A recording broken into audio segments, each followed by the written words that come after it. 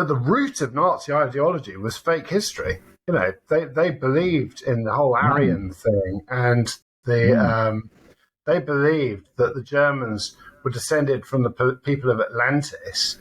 And I mean, it's bonkers, absolutely bonkers. And unfortunately, fairly sensible archaeology. You know, in Indiana Jones, you've got a whole unit of Nazis going out looking for sort of the Ark of the Covenant and the Holy Grail. Well, that really did happen, you know.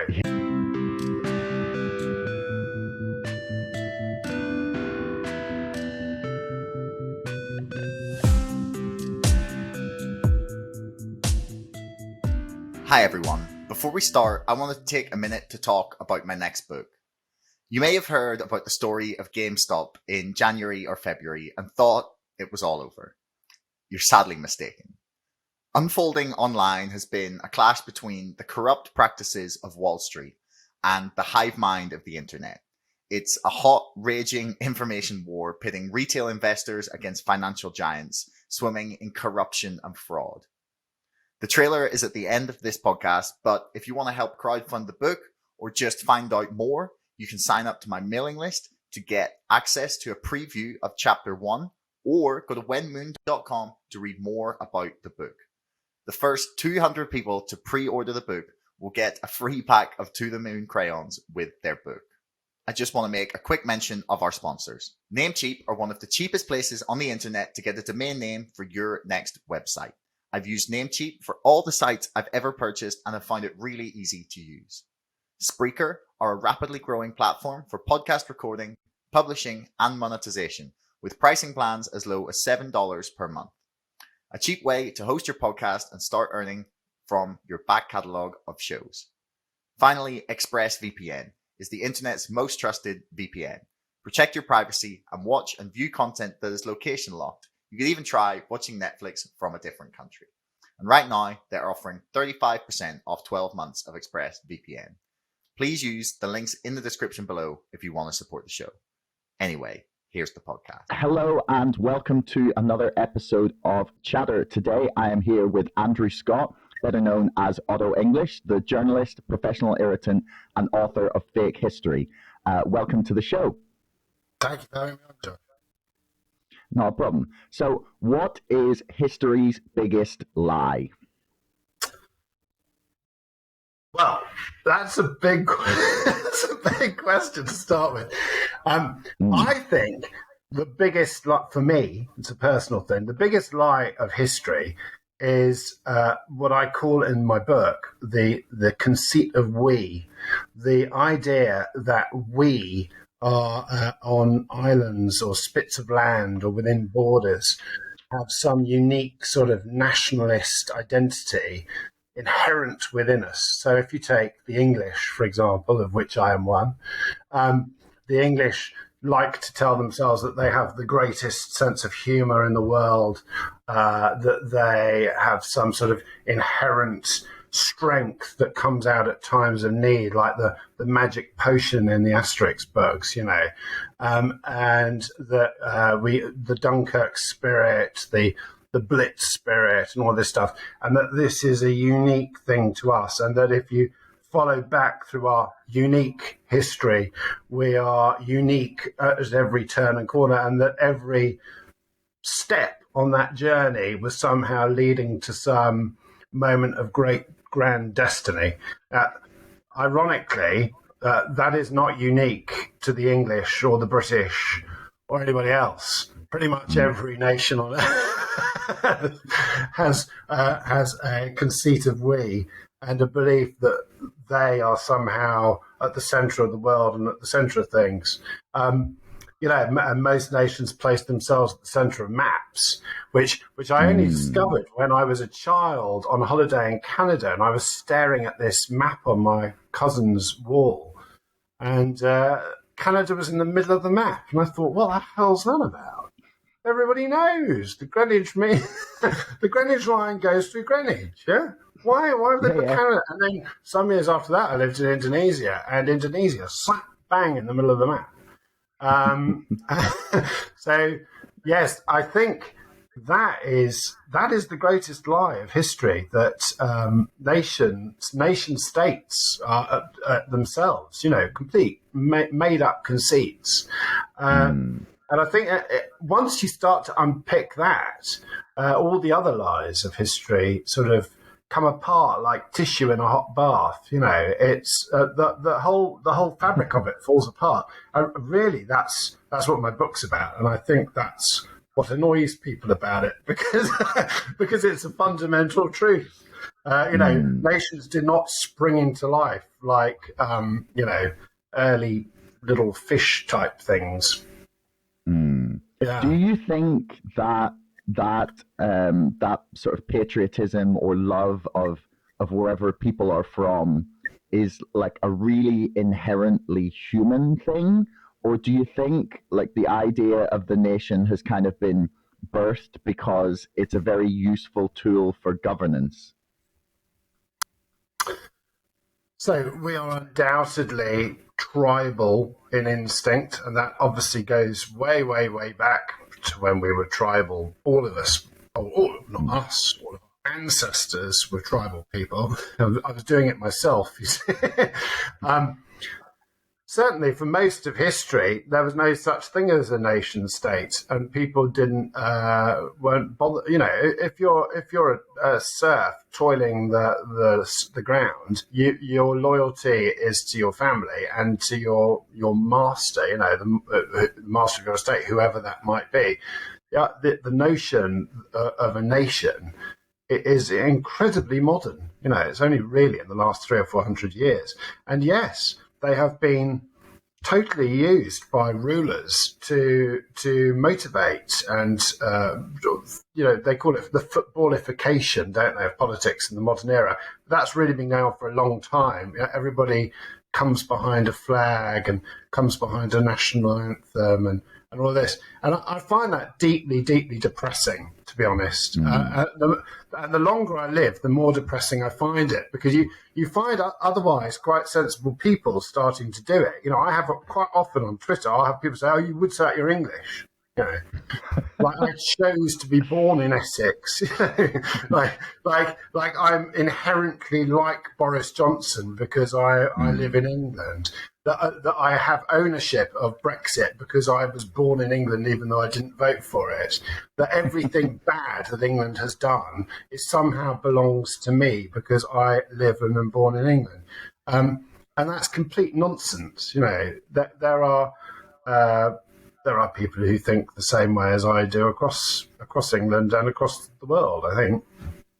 Yeah. The notion of tribalism based simply on like the location of your birth is something like, being from Northern Ireland, I'm very aware of the fact that, if you were born 5 miles in a different direction, that you might have a totally different worldview. So it's definitely not an alien concept to me.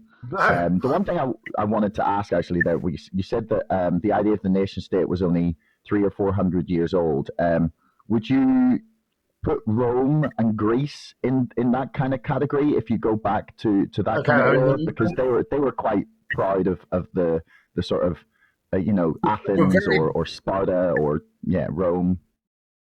Yeah, they were very broad in their ambition, though, weren't they? I mean, the British nicked the idea, if you take the Romans, of the Pax Romana, and that anybody could be a Roman citizen. It was a very European Union idea, isn't it? That anybody could be a Roman. You didn't have to be born in Rome or within what we now call Italy to be a Roman. It was a bit different with Greece, but yeah, I mean, ancient city-states, yes, they had the people who were allowed to be citizens within them would have had a sense of their nation-state, that they were city-states. But the idea of modern countries like France or the United Kingdom or Italy or whatever, this is a relatively modern concept. So where did your love of history come from, and like what led you to write this book? So Okay, so I mean if you unravel that, there's several things. I'm one of those weird people who had a very older parent, so it doesn't make me weird. Might make me weird. my father was quite well into his 50s when I was born, so which was very unusual back then. So as I grew up in the 70s and 80s, I was sort of jarred. Generation, if you like. My father, his mindset was his cultural points of reference was stuck pre-war. So I grew up with things like Noel Coward and Bing Crosby and stuff like that. That might sound like a weird way to go into history, but those are my points of reference. My other points of reference were that my father, unlike almost all of my friends, my father had actually fought in the Second World War. And my father had joined up right at the start of 1939, in September 39, and was in a reserved occupation and got out of it and joined the army and actually joined the Indian Army and went out to what was then Ceylon and then into Africa and up through Italy and so forth and so forth. Like a lot of children, like a lot of boys in the 1970s, I was obsessed with war, and that was because the prevailing culture then was still very much sort of imbued with this was the last great thing we did, It was 20, 30 years after the war, and the toys were all military and, Action Man and tanks and little rows of soldiers and things. I say in the book, actually, everybody back in my age group was obsessed with two types of wars: War Wars and Star Wars. and for me, War Wars won out. I grew up in rural Essex, and I would sort of dress up as a soldier and go out into the fields and pretend I was and stalk the farmer in his tractor and things like that. But the great grand disappointment for me was that my father refused to play along. So he had been in the war, but he refused to make it some great romantic where eagles dare game. He was very honest about it and very unromantic about it, and sort of the bits he had enjoyed, and that's a very important thing. People do actually enjoy being in wars sometimes, which is something which people don't really talk about. The bits he'd enjoyed was liberating villages where there were no enemy, because everybody came out. Swapping swapping bully beef for wine, travelling the world, seeing the Great Pyramids in Egypt, climbing up one of them illegally, even then. And these were the things my father had enjoyed about the war, and there were the things he feared, and there were the narrative of my father's war was totally out of kilter with the sort of cultural narrative of war. And in addition, my grandfather, when I was a child, was still very much alive. He had fought in the trenches in the First World War. His version of the war was him sitting in his chair crying. So when I tried to get the stories out of him, he would get very upset. And again, that didn't fit in with my narrative of war as a sort of romantic thing of people running across trenches. And so my book starts with my grandfather, whose real story was spun by my own family into something very heroic of marching off to war, when in reality, when I dug into my grandfather's story, he was in the machine gun corps, and it was brutal and dirty and clearly left him with lifetime mental health problems. I didn't realise that when he was alive, but I realise it now. And I don't think anyone appreciated it at the time. So where did my interest in history come from? Inevitably, it came from those two figures in my life who had lived through history.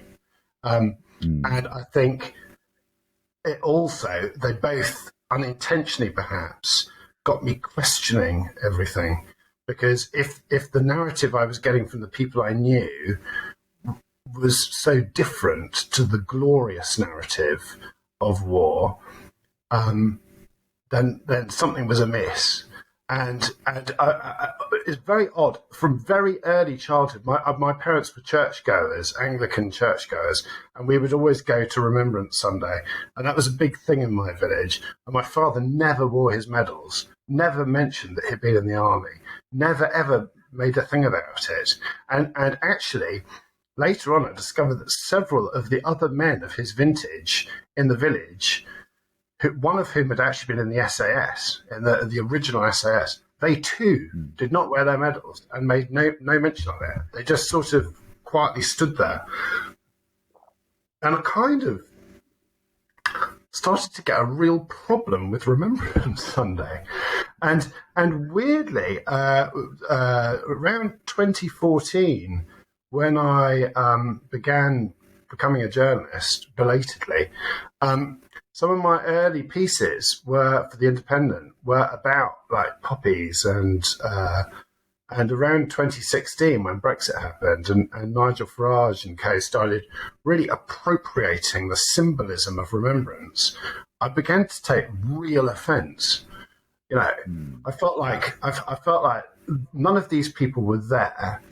None of these people have anything to do with it, but they feel that it's okay to appropriate the lives and the sacrifices and the suffering of people who were there and mould it into some sort of homogenous tale of heroism or victimhood. And I think that's the origin of my book. That's the short answer. No, wow, that's a really powerful answer in many ways. No, I was planning to ask this later, but we'll just go for it now. Is so one of the things that made me want to ask you on initially, and then I went and looked at your book and everything, was the video you'd made on Twitter, sort of in response to Neil Oliver, some of his comments that he'd made.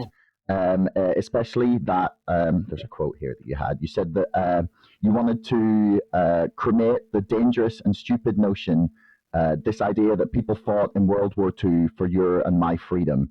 And the clip was only 2 minutes, so there wasn't really time for you to go deeply into things. Part of it, there is a longer video, but that was the Twitter clip is about 2 minutes. Yeah, they edited it within an inch. Yeah, sorry, go on. Yes. No, it's all right. So I kind of thought quite a lot about that, and I spoke to a veteran who had been in Afghanistan actually at the weekend, and I was kind of asking him what his understanding of why people had decided to go to war in the Second World War, and he told me he'd spoken to quite a lot of veterans who were still alive when he'd first signed up, and that the people at least that he spoke to were very much, and perhaps this is like their own minds trying to revise why they did it, but they said that they had signed up because they were fighting for the ideals of freedom and liberty, and that was their understanding or their opinion on why they had decided to sign up. And to me, it seems at least that the argument is compelling as to why Britain chose to go to war. And obviously, there's never just one singular reason. But yeah, I wanted to get you to unpack in a bit more detail what you'd said, because it sort of I love that question. So first of all, millions of people took part in World War I and World War II from the British Isles, yeah? And if you take the British Empire, as it then was, millions more, yeah? The idea that, let's just get rid of one very sort of awkward truth as well, which people don't like to acknowledge, which is that there remains this sort of notion of a sort of Dad's Army Britain fighting a mighty Nazi foe, an unstoppable Nazi foe in 1940 after the fall of France. That's just complete nonsense, you know. Britain was a superpower, and in terms of our Air Force and our Navy, we far outgunned the German Navy and Air Force. And in terms of the resources and military might we could put on, long term, famously, the Indian Army became the largest volunteer army in the world in history, which is why my father was in the Indian Army. Although he was a white officer, the Indian Army, I think, had well over 1 million men in it by 1945. So Britain pulled on huge resources. Britain did not stand alone against Nazi Germany in 1940. What Britain did was noble, and what Churchill did was noble in continuing to fight. But noble is a slightly dangerous word, because it was also in Britain's interests to keep fighting. Because inevitably, once Germany dug down and secured its power, which is what people thought it would do, Britain would be threatened and the empire would be threatened. And a lot of people, so my Uncle Charles, actually, who died 10 years ago, my Uncle Charles, who was actually an Irish citizen who volunteered to be in the British Army, but who was very British. So he made a big deal about being Irish, but he was a British citizen. He was very British in his mentality. I remember him telling me 20 years ago that he joined up because he thought the empire was threatened. Right? Now nobody talks about that anymore. People talk about how British people volunteered, although he was Irish, but people volunteered to fight for liberty and these grand notions. But people did also fight because they wanted to keep the preeminence of Britain going, and they wanted to keep the empire going, and all those things. And some people, like my father, to some extent, felt it would be a big adventure. And yes, they might have later said or claimed that they were imbued with higher motives or things, but they had heard the stories of their own fathers 20 years before and felt that it would be an adventure. I mean, I remember my father saying, just like people say they all thought it would be over by Christmas in 1914, I remember my father saying that he raced to join the army in 1939 because he wanted to be in the army. He wanted to be in the war. And he was a very straightforward and fairly honest man, my father, as honest as we can be. And I believe that. I believe probably his greatest motivation was to have an adventure. So the idea that all of those people who joined in both world wars had one thing that motivated them to join up is, I'm afraid, nonsense. The volunteer army in India, yes, they volunteered, but many of them would have volunteered because it was a good life, good, solid pay. Britain needed soldiers. Being a soldier in the Indian Army was well paid. You got 3 meals a day and you got to travel and have adventure as well. So people become soldiers in wartime and peacetime for all manner of reasons. I worry also that veterans in this country are often hugely revered when it's a volunteer army, and that's not to take away from what those people do, but I know people who've joined the army, and many of them did. I mean, when I was younger, many of them did so because they thought it would be an adventurous lifestyle. In fact, the British Army has sold itself for years as being have an adventure. You can go skiing and meet girls in bars, so I think the idea that everybody grandly joined up for noble patriotic reasons is a dangerous, pernicious, dangerous idea. In addition, in the First World War, half of those who served in the First World War were conscripted. They were told to go, right? In the Second World War, everybody was conscripted. So in the Second World War, conscription was brought in immediately. There was no faffing around. In the First World War, they brought conscription in 1916. In the Second World War, they brought conscription in immediately.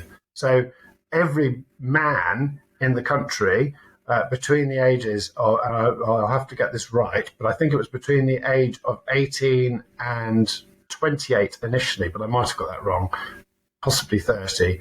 Every man of military age was conscripted, not necessarily to go into the armed forces. some went down the mines, some went into steelworks and things like that for the war effort, but everybody was conscripted.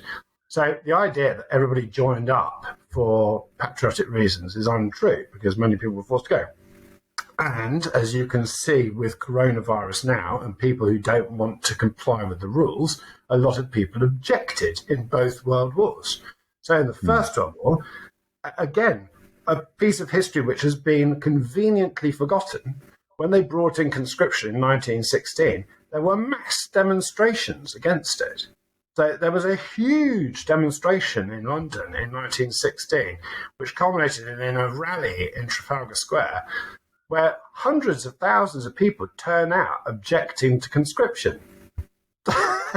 So we also believe that in 1914-18 everybody sort of went along with it, even though Captain Blackadder was in the trenches and they were all getting on with it. A lot of people objected to it, and a lot of people objected to World War II, and a lot of people objected to conscription in World War II. But that all gets brushed under the carpet, because the overarching narrative of Britain standing up against the might of the Nazis or the German Imperial Army in the First World War doesn't match that narrative. We want to believe that our ancestors, our great country, we all rallied together and went and did something. Now, if I say something like that, I know immediately I'll have someone go, he hates his country. But I don't hate my country, and I don't hate the sacrifices my father and grandfather and millions of others made. I just think we have to get the history right. And that's what fake history is about. It's not about hating your country. It's about getting the truth out.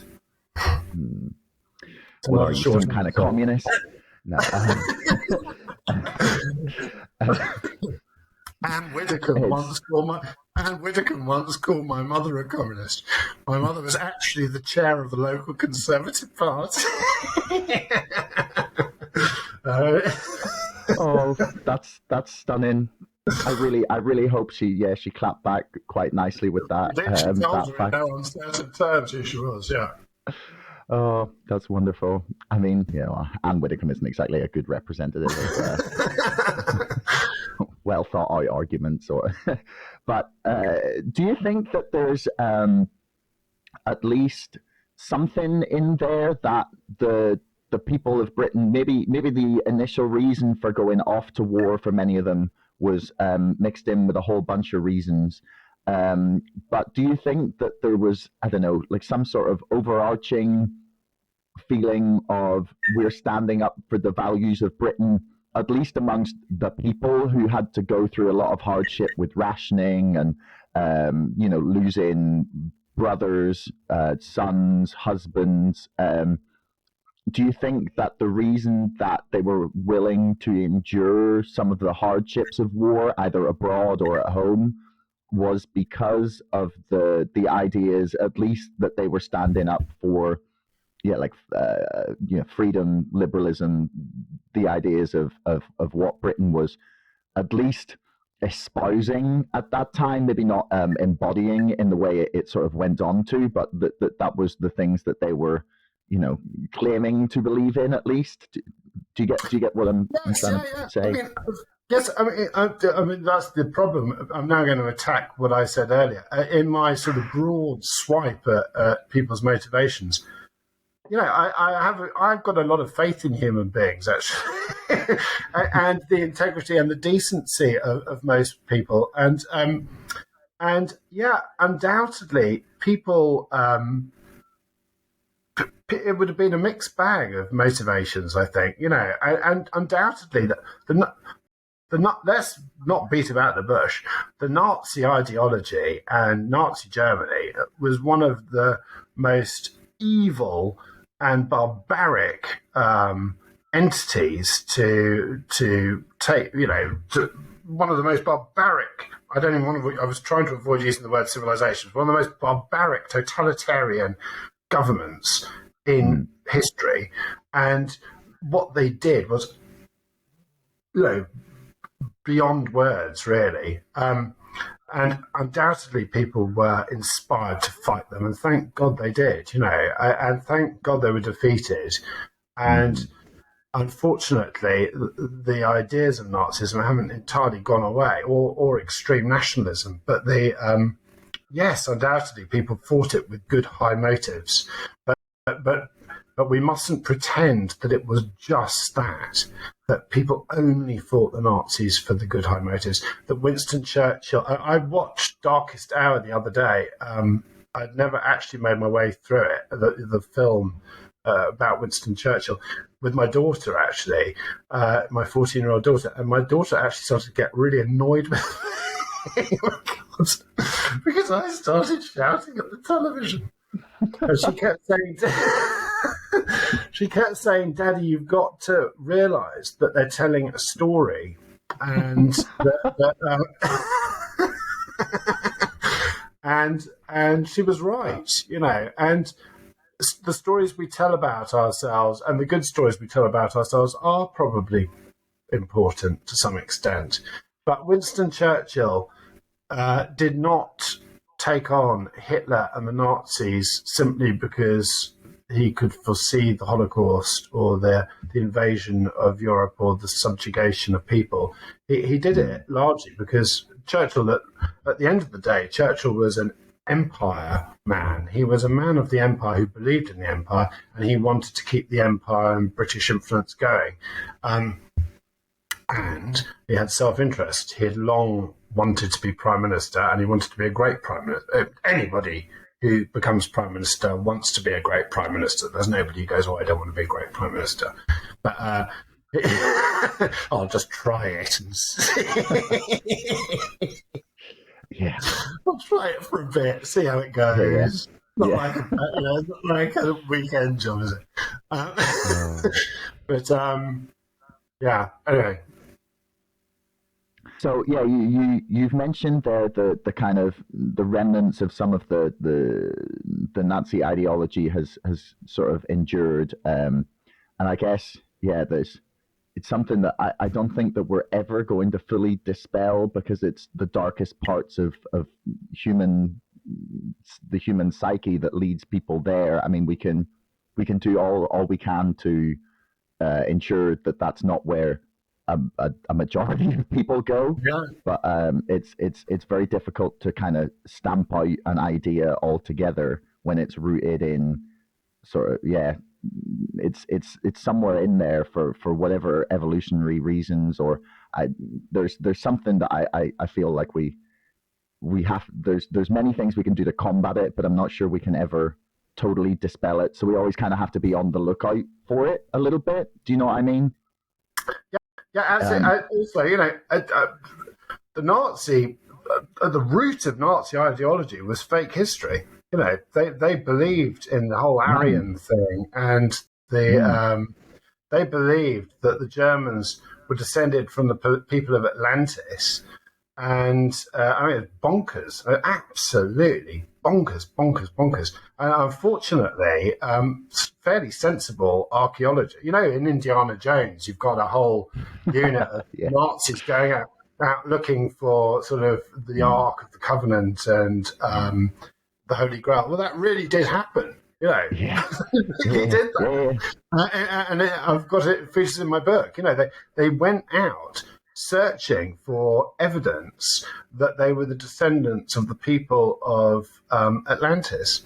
And it's totally bonkers. And they spent millions and millions of Reichsmarks on it. They invested huge sums in trying to prop up these crazy theories of cod scientists. I mean, it's almost as if a government were to come to power in this country and then decide that everything that the anti-vaxxers and the COVID deniers and the sort of people, the flat earthers, everything they said was truth and at the root of British identity. And then they spent billions of pounds trying to send people out to prove that the earth was flat and that, you contracted coronavirus from 5G. It's like... that's basically what they did. And so, I mean, the Nazis were bonkers, totally bonkers, but dangerously bonkers, because they ended up being responsible for the deaths of 60-odd million people. directly and indirectly. Yeah, yeah. I mean, I guess it's a lesson in what happens when people go unchallenged in crazy beliefs. I mean, like, yeah, for me, yeah, it's like for me, it's the ultimate reason for people to not be like censored. I'm very big on, like, if you want to defeat an idea, you have to, or like you want to dispel or like beat an argument or an idea, you have to let people, you have to give them enough rope to hang themselves, basically. In a way, you have to, like, let them speak their stupidity and then explain why that's wrong, or counter it, because that will not only, like, shut down or at least undermine what they're saying, it will display to the world and anyone that might believe that someone saying something you don't think is correct is infallible, some genius person who's, discovered the one truth. Like, you have to allow them to say that and then sort of slowly undermine it. And I always feel that that's the best way to do it, and that's what the Nazis didn't allow to happen. And that kind of brings us on to one of the things I wanted to ask you about, because as a student of history, you've seen a lot of, or you've at least looked at the emergence of some totalitarian regimes and more authoritarian governments. And there's a lot of talk being thrown around at the minute that the UK government is becoming authoritarian in one way or another. And I've seen some commentators who I feel are being sort of loose with the word fascist, using that to describe the UK government. I'm not sure it's quite there at this point. No, it's totally inappropriate. Yeah, I mean, I would say sort of. I look at them as almost wannabe authoritarians in a way. They with some of the moves they're making, like things like the policing bill, the dark money that's thrown around, the sort of revolving door, the clampdown on journalists, the treatment of people like Julian Assange. The police had raided some art installation a few months back that had some sort of poster or something that the government didn't like, and they raided it with like 30 police officers. And there's lots of kind of concerning things like that going on. And I was curious, as you've looked at history, is how concerned should we be about this? Yeah, well, so I came at history. I mean, I'm not a historian. I came at history from a journalist's point of view, or even better, an asker of awkward questions. Yeah, so that's how I view myself. I try to ask awkward questions. Obviously, one of the dangers of social media as well is that people start to assume that people know everything or have some broad understanding of everything, and I'm happy to admit that I am ignorant about a vast number of subjects. So, and I think it's very important that people do that as well. I don't understand the intricacies of the crime policing bill, but I have a broad understanding of those things, but not an intricate understanding.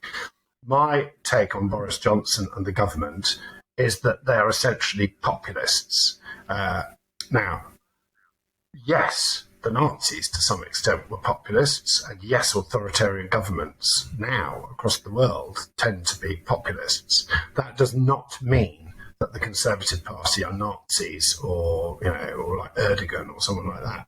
But there is a danger that you start to go down that route. Not quickly, but slowly. And people who go, oh, that could never happen here, which I find a really tiresome trope, don't understand history. Because Germany, for example, in the late 1920s and early 1930s, was a fairly democratic, arguably one of the most democratic countries on earth.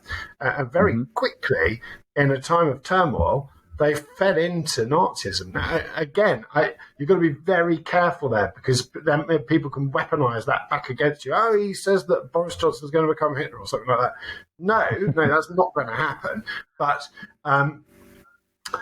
populists tend to be fact-averse, complex-averse. They don't like awkward questions or people who ask them. And they don't like the history being challenged. The most vicious attacks on my book have come from conservative historians and the conservative right, who sort of, how dare he sort of tell the truth, and we all know it already. Which is a bit odd, really. Anyway, never mind. Because all the commentators from people who've read the book go, "Oh, I never knew that." Anyway, but so with the populist thing, it's very, very dangerous if you normalize lying and you make it okay for politicians to lie or just get away with things and just laugh it all off, as Boris Johnson has done throughout his life. It's a very dangerous thing because you just lower the bar and the standard of what is acceptable in government. And it's very difficult to then pull that back again to what you would expect of your government, And, Boris Johnson has lied and lied and lied throughout his career just to advance himself. And I find it shocking that he became Prime Minister. I'm not a rabid anti-conservative at all. My parents were conservatives. The Conservative Party has, and used to have in larger numbers, some fairly sensible people in it, and people of the centrist type conservatives are not necessarily wrong about a lot of things, but they've swallowed themselves up into this populist, small-minded party, and I think it's dangerous. Yeah, it's dangerous, and they have been enabled by the media, which sort of goes along with it. You've got the political editor of The Sun, who is a friend of Boris Johnson and the ex-boyfriend of Carrie Symonds. He's like cheering them on from the side. There's no, and that remains Britain's most widely read newspaper.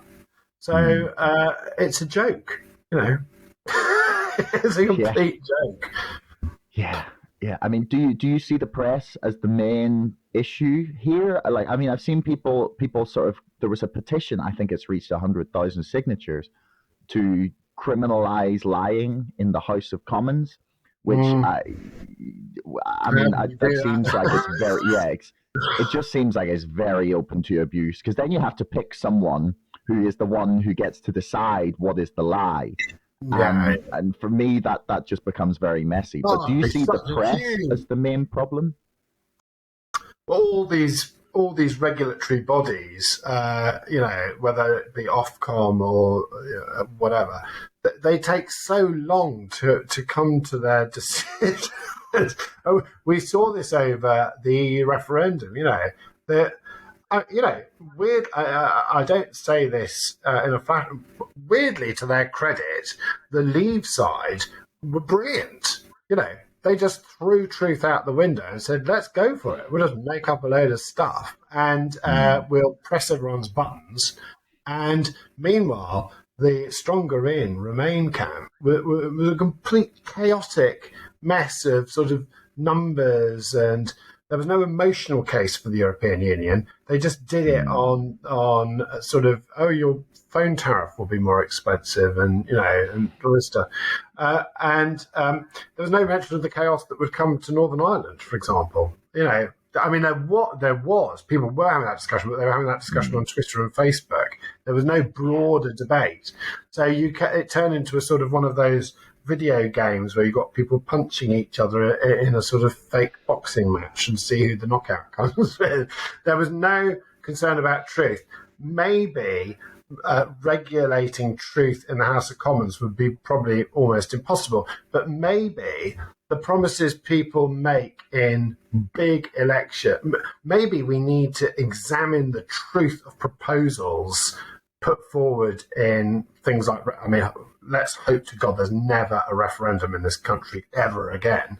But if there is something like that, then you need somebody to be regulating that. And the people who should be doing that are the BBC.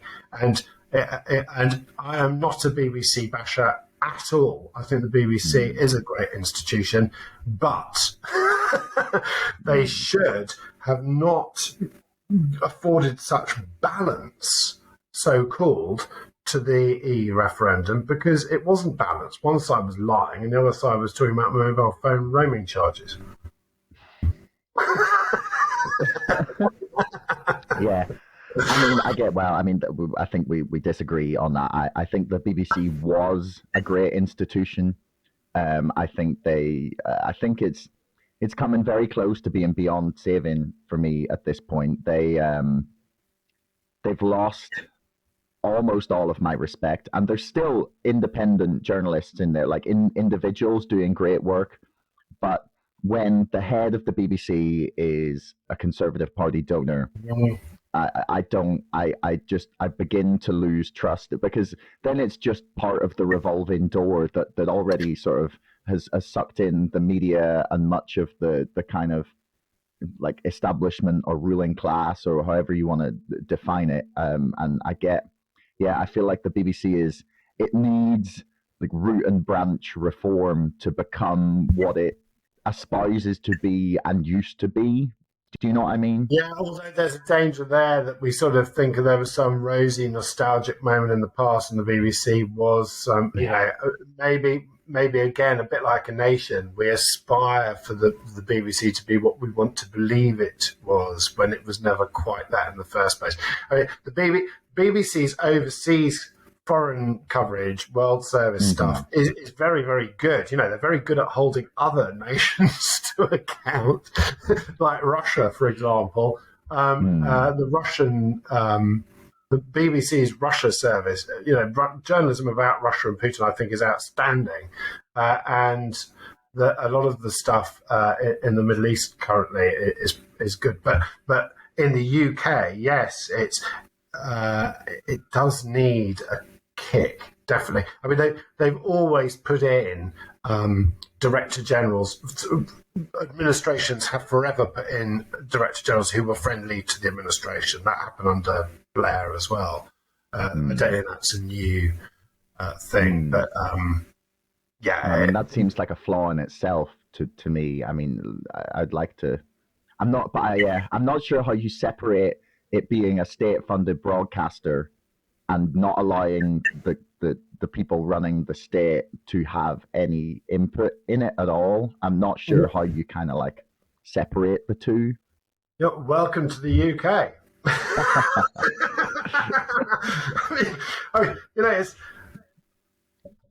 It's the same with archbishops. There are so many things that need to be reformed in this country. Which I thought when I was in my 20s or teens would by the time I got to this middle end, I thought they would all sort of. There's no way we could. A huge bugbear of mine is those 90 odd hereditary peers in the House of Lords.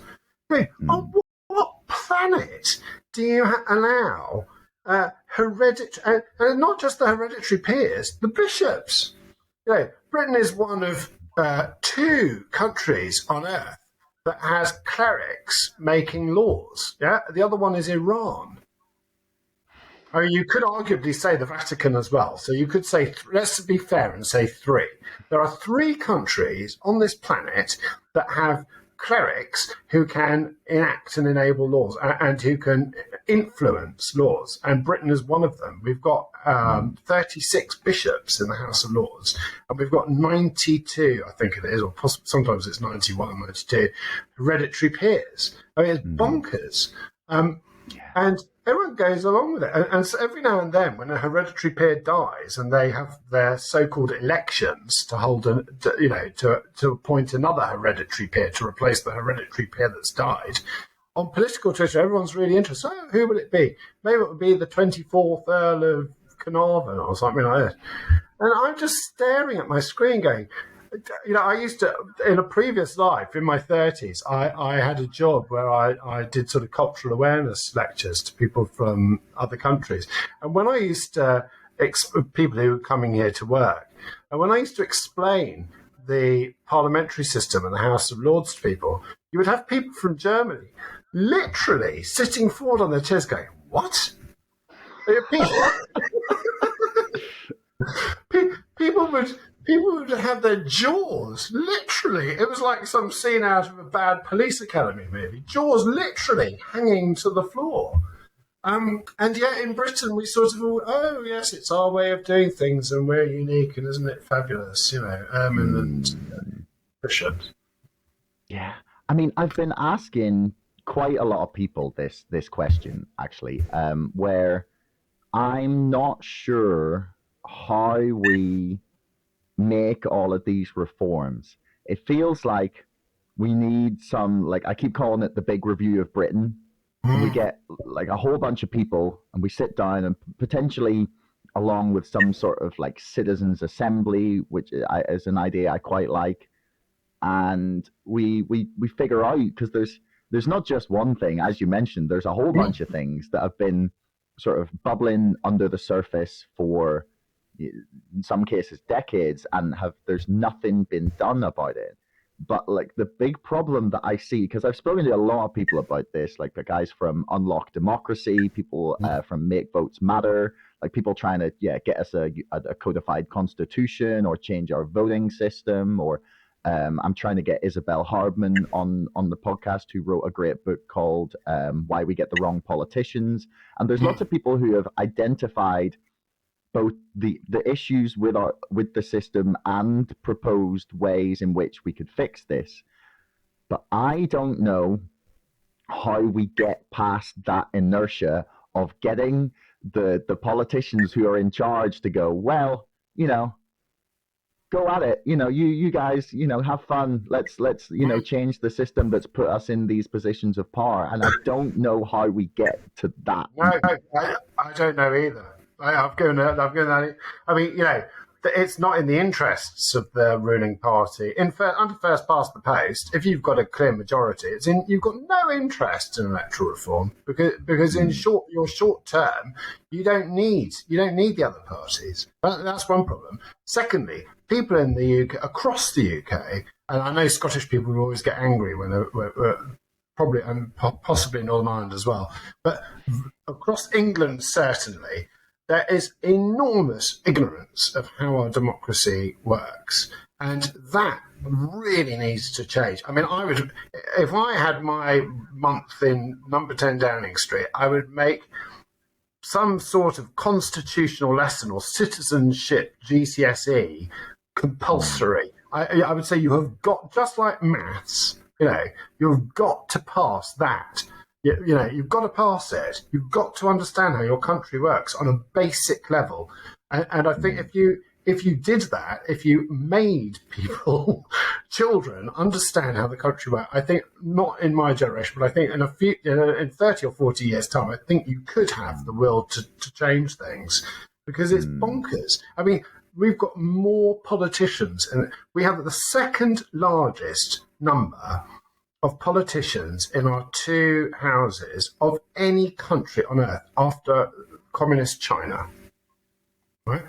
There are significantly more people in our parliament. So we've got around 800 or is it 720 now, I think, in the House of Lords, and then 600 and however many in the House of Commons. 60, I think it is, yes. Yeah, it's a vast, vast number. We've got all these. I hadn't thought about that, because America's five times the size and they've got 538. Yeah, we've got this enormous number of politicians. I witnessed the House of Lords up close back in the 90s because my mother worked for a Lord. And I already wasn't exactly a fan of the House of Lords, but I became appalled, no disrespect to my late mother, who was a fantastic woman who insulted Anne Widdecombe, but she was working for an extremely doddery lord. They shared an office with an extremely doddery lord. None of them could operate a computer. They were completely out of touch with the modern world, and they were sort of voting and enacting legislation. The average age of the Lords is something like 69 or something. It's ridiculous. It's not reflective of this country. So that house is well overdue reform. But of course, they never get it through because the House of Lords vote. The House of Lords would get to vote on the reform. So, you're in a sort of catch-22 situation. Yeah.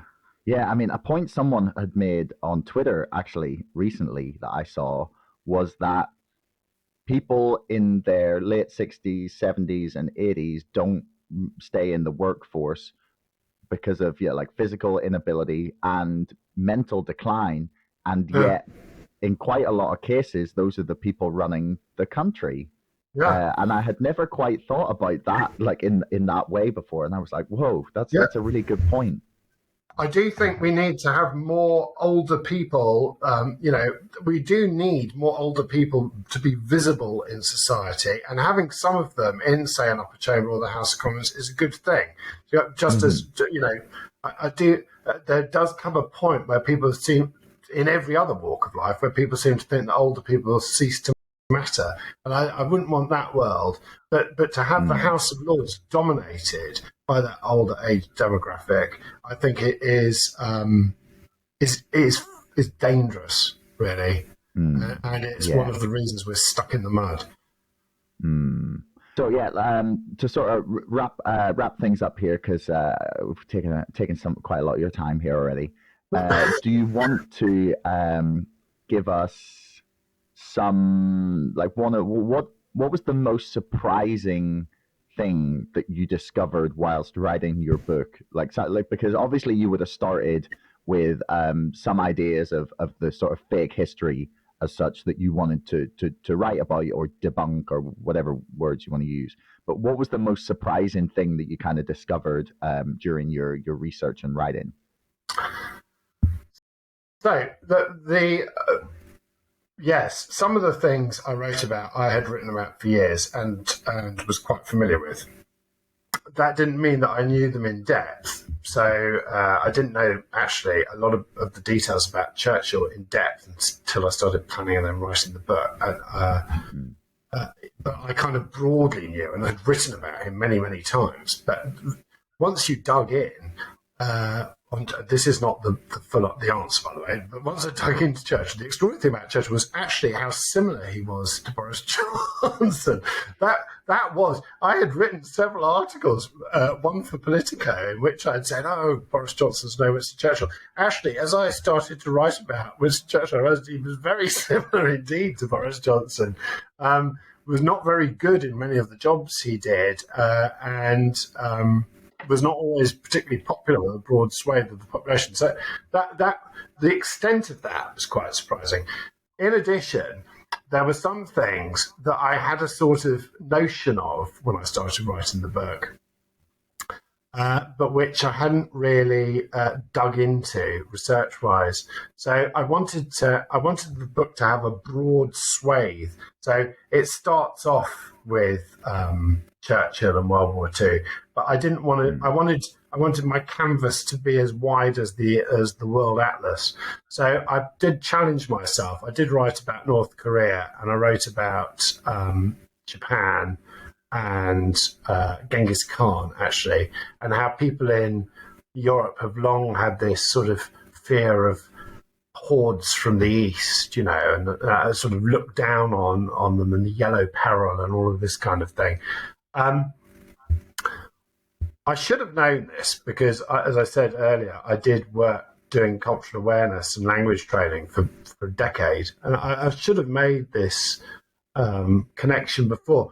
What was amazing was pretty much any country you visited, you saw the same pattern repeat of fake history, some notion of an origin story.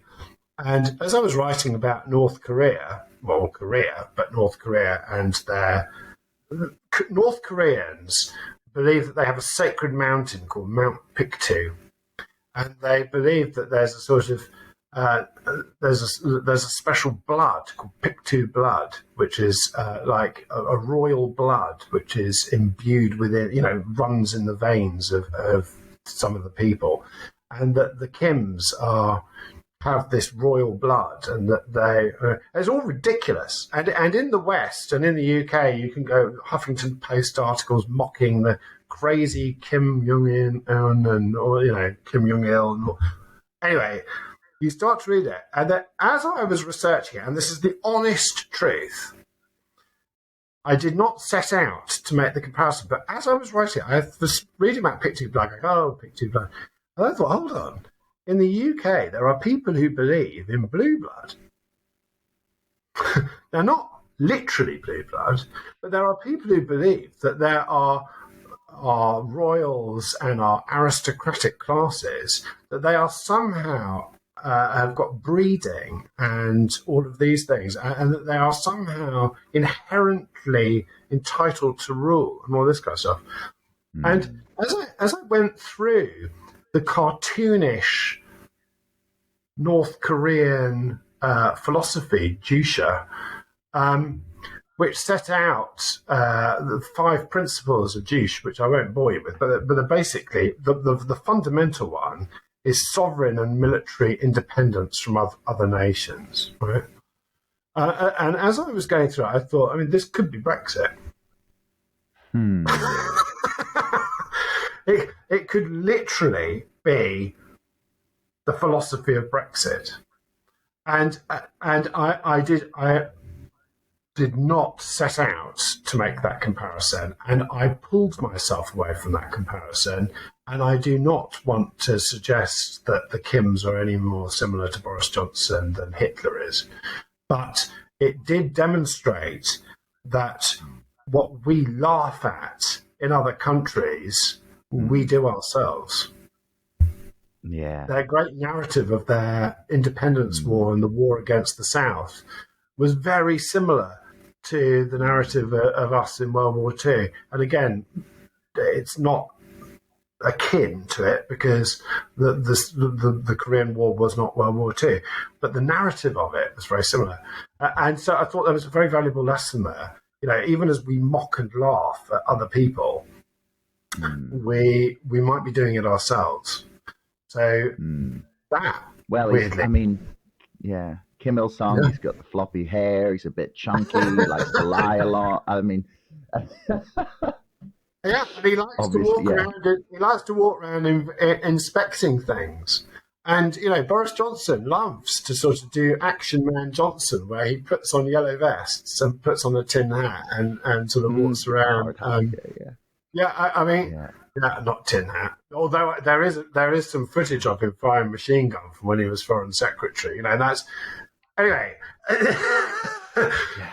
Yeah.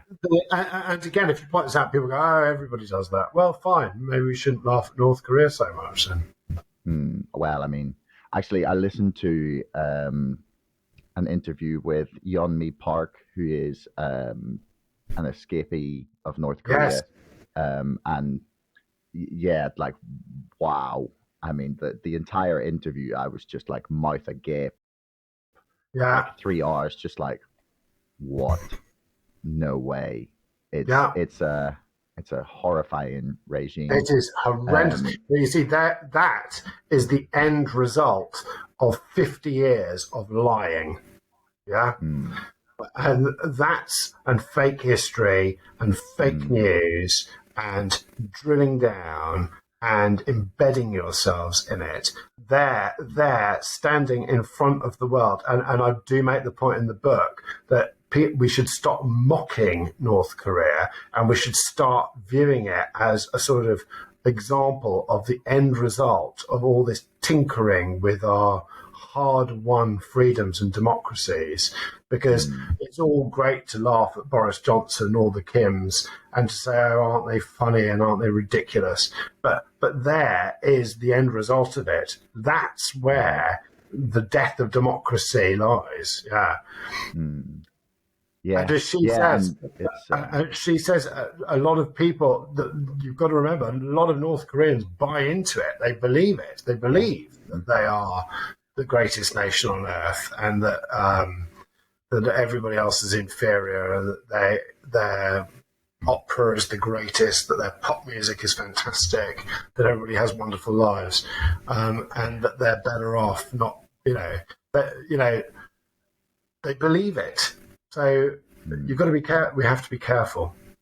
Yeah, yeah. And I mean, it's also for me, it's a stark lesson as well as everything you've mentioned there in what happens when you allow censorship to run rampant. Which is, I don't know, I get very uncomfortable at the amount of people who are fine with it at the minute, and it's obviously a very difficult time because there's a lot of people saying a lot of really just blatantly untrue things surrounding COVID and all that stuff. But I never believe that censorship is the way forwards. I can't bring myself to. I can't even find an example where in history where the censors were the good guys.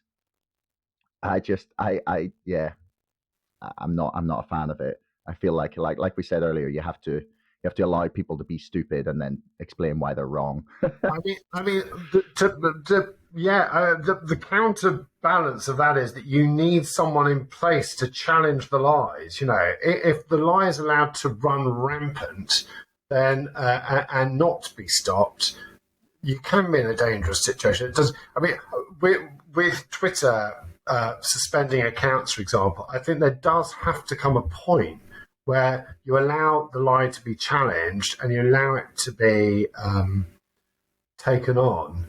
But there has to come a point where, I mean, I don't know if you saw those scenes of people in Edinburgh in Kabul. yesterday. Oh, really? Did you see it? Did you see it? So in Edinburgh yesterday, a small group of people who seem to have met on Facebook turned up at Edinburgh Castle and started invoking Article 61 of. I'm very grateful. This is all great advertising for my book. It shows the stupidity of fake history. But they started invoking Article 61 of the Magna Carta. There never was an Article 61 of the Magna Carta. There was a Chapter 61. There was a Chapter 61 of the Magna Carta, and it ceased to have any relevance in 1215, shortly after it was signed. And these people believe that if they go around invoking Chapter 61, what they call Article 61, that somehow they can take back control of Edinburgh Castle or something because it belongs to the people and whatever. It's a fundamental misunderstanding of what Magna Carta is. Not the Magna Carta, that upsets people. What Magna Carta is, and it's a fundamental misunderstanding of history and pretty much logic and sanity. And you look at those people and you think they're all articulate. They can speak. They can get dressed in the morning. And yet they've managed to become members of this cult, which is what they're in. They're in a cult, and they probably don't realise that. And it's damaging. I mean, most people, thankfully, will laugh at it. But I then think about those people and their lives and their families, and they're in this very stupid cult, believing this very stupid thing. And that's probably damaging for them as well. So how long do you allow people with such ridiculous views to run rampant? You're right, you can't just start shutting them down, but logic does not work with those people. If you're in a cult and you have bought into the cult, logic and rationale do not work. You're too far gone, and the danger is you suck other people into it. And there are cults all around us. There's the Article 61 people in Edinburgh. But there's also a cult of Brexit. There's also a cult of Remain. Yeah, that the EU is infallible and perfect. Yeah. I mean, my feelings on the EU changed while writing my book. I actually ended up feeling that in the very the conclusion I came to in my book was that I'm really terrified of what the free market libertarian wing of the Conservative Party is going to do post-Brexit. And on that balance, I would probably still vote to remain.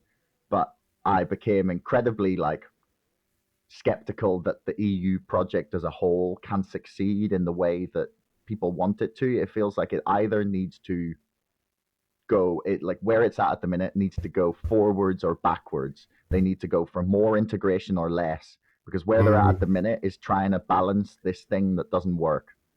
Or at least that's the conclusion that I kind of came it's to. an eternal compromise, isn't it? I mean, you know, people try and portray me as an arch Remainer or something like this. You know, there are deep-rooted problems with the European Union, and the compromise is probably one of the biggest ones, and a lack of guts, actually. And maybe Brexit will shake it up a little bit, but there was no way you could ever quite create the grand vision from these long-established nation-states. You know, you were always going to have the likes of Farage, or you know, or equivalents thereof, Le Pen's and people stirring up these deep-rooted notions, and there are problems there. The reason, if I was to go back in time, I would still very much vote Remain, and I would.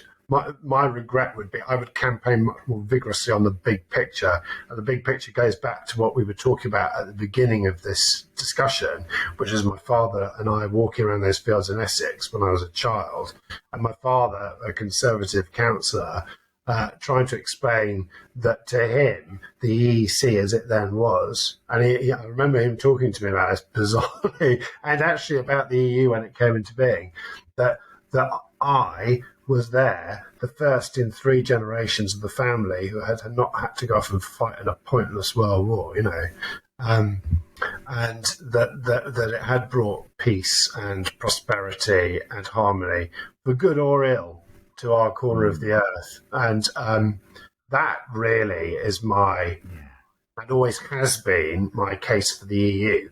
If you're trading and if you have open doors to each other, and if you're working collectively together on some grand project, you're very unlikely to start breaking out into war with each other. Well, that feels like a nice place on which to end things. We've come full circle. So yeah, Otto, I want to thank you for your time. Do you want to tell people where they can find you and your work?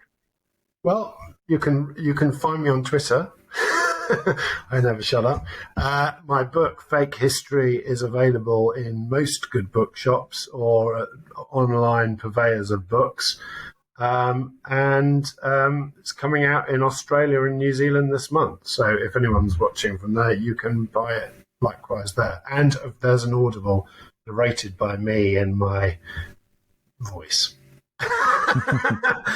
I didn't put a funny voice on, although I did accidentally put on an accent in chapter 9, where I apparently, and I've only been told this by someone who's listened to the book, where I apparently give an Australian accent to an American general. Why I did that, God only knows. Thank you. Oh, that's wonderful. Well, you have to get to chapter 9 then for people to hear that. So I will put links for everything in the description below. But yeah, thanks very much. It's been a pleasure. Thank you. Thanks for making it all the way to the end of the podcast.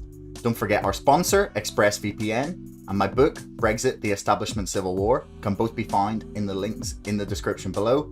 And also, please like, share, and subscribe to this podcast. It's the best way to help us grow. Until next time, thanks for listening.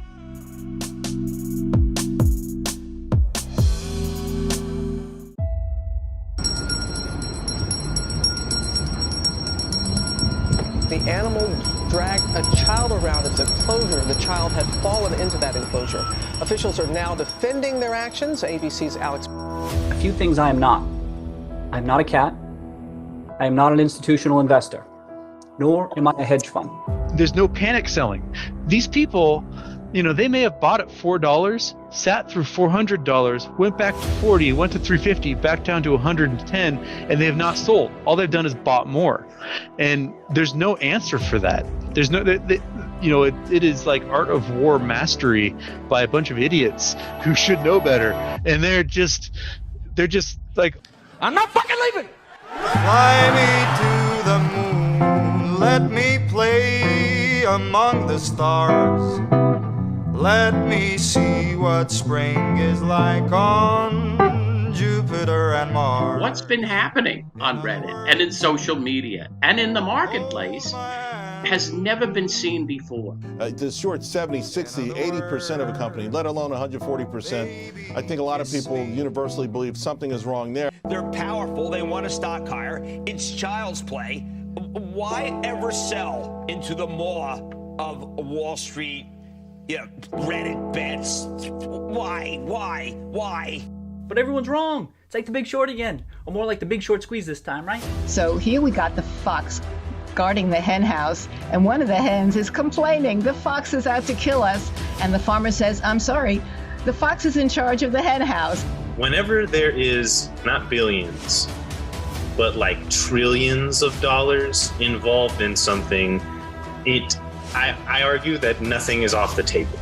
The way they have absolutely cheated, stolen, robbed everyday people so all our hedge fund billionaire friends can get out and not get killed is one of the most remarkable, illegal, shocking robberies in the history, in plain sight. Super Stonk and the other communities that have emerged are a hive mind, the likes of which we have never seen before. It's madness and brilliance, insanity and genius all rolled into one. It's very possible that Citadel will be gone in a few months. And not just Citadel, but the entire financial system has the potential to come crashing down. These crooks continue to gamble recklessly with the world economy, and this could be the moment that they finally get their justice. You've got maybe 10 million people doing this who now own, probably more than 100 million shares. And eventually, they might own everything.